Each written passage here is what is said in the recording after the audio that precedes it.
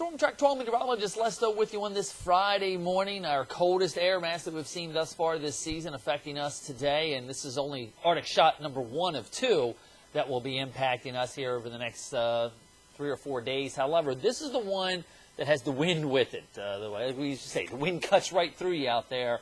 As far as the wind is concerned today, we're going to be looking at wind gusts in excess of 30 to 40 miles an hour. We do have a wind advisory in effect for down East Carteret County going until 4 o'clock this afternoon, as well as a coastal flood advisory, water on the western side of the sound being pushed to the eastern side of the sound, especially later on this morning to early afternoon with the low tide expected.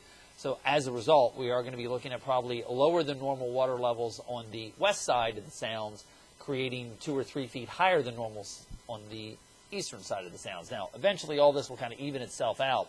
But it's not just the actual wind speeds, it's the temperatures coupled with the wind that is going to create those bitter, cold wind chills, what it feels like to your body. It's going to feel more like the teens through much of the daytime today.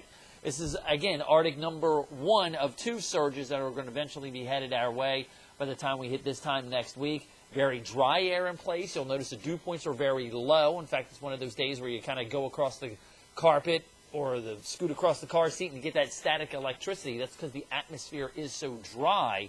And again, it is very cold air as well. We do recover a little bit as we head in through the day on Sunday. It's a brief recovery, though, but a little bit more cloudiness, maybe some scattered showers, gets us into the mid-60s by Sunday. That's over with by the afternoon hours on Monday, as an even colder Arctic shot is going to be headed our way.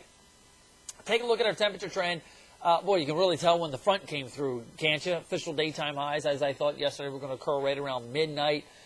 We dropped almost 12 degrees in about 5 hours, and the temperatures have continued to hover right around that freezing mark as we've gone through much of the morning hours here. And again, I don't think we're going to recover all that much.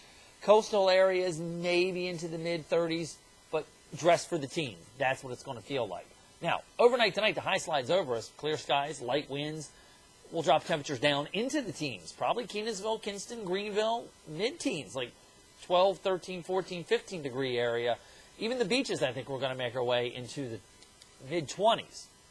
Winds will be out there, especially along the coast, but trust me, it's going to be cold.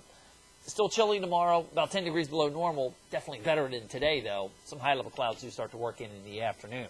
Now, this is what we're dealing with, again, across the area, feeling like the teens to low 20s. That's what you need to prepare for and dress for as we head out the door for the afternoon hours today. Take a look at future track here as far as the wind chill is concerned. Staying in the teens in Greenville, this particular spot, but all of us here in Eastern Carolina through the daytime today.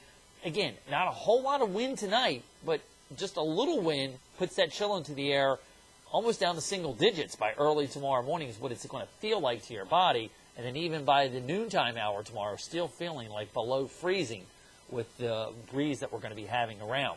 All this is because of the storm system that's across New England starting to move away now. But the difference in pressure between that low and the highs coming in across the northern plains and western Rockies, that's what's creating the wind out there for us. And as a result, that's going to be over us tonight. But then the next system, which is what you see there around Montana and the northern Rockies, that heads our way with that next reinforcing shot of Arctic air as we head through later Sunday going into Monday. So I think we'll see another situation Sunday night, Monday morning, where, again, official daytime highs will occur at midnight, and then temperatures drop through the afternoon hours as we clear out with that colder air coming in. So here's how it's all being orchestrated because of the jet stream. Trough number 1 rotating through. Yeah, some cold air, but this is trough number 2 here. And this one really digs. This one goes all the way down to the Gulf Coast states. The one we're experiencing right now, it's a short, sharp cold shot, but it's in and it's out. Notice future track shows us here by this afternoon. Coldest air already rotating out of here. We've got westerly winds, and that actually becomes more southwesterly as the upper level ridge kind of backs towards the southeast coast of the U.S. So again, we've got this flow coming out of the Gulf of Mexico. However, this time won't be quite as much moisture as what we saw with the last one that gave us the rainfall from the other day. But either way, you'll notice even colder air as basically the polar vortex comes down across Minnesota and settles across the Ohio Valley, and that sends the trough and the cold air all the way down to the Gulf Coast states.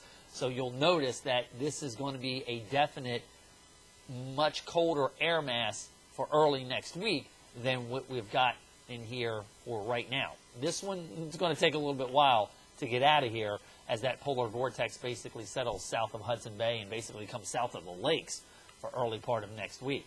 Now, as far as future track shows through the day today, those north-northwesterly winds rather gusty, but they do start to abate a little bit as we head overnight tonight, becoming more lighter.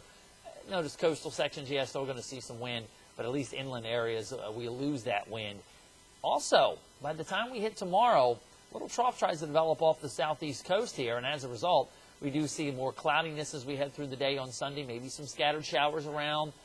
I don't think completely overcast. Some peaks of sunshine is what I expect for the day on Sunday, but again, that's a sign of that warmer air surging in here, especially along the coastal sections. And as a result, I think we may see some spots mid-60s for daytime highs on Sunday. That's the warm front lifting across the area.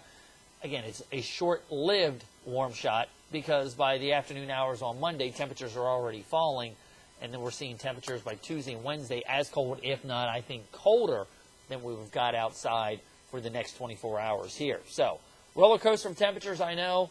And make sure you prepare. It's going to be outside today or even thinking ahead to next week for Tuesday and Wednesday. That's when the kids are going to be out at the bus stop.